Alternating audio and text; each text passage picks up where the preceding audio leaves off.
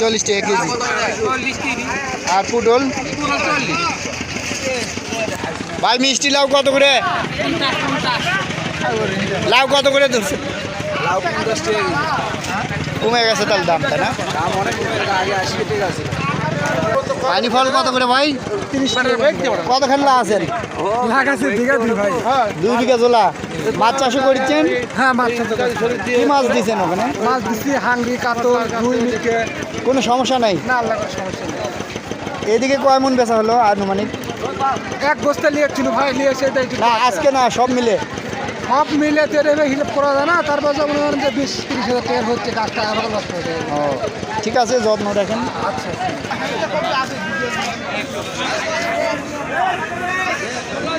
আজকে একটা নতুন সবজি দেখায়, এই যে পাতা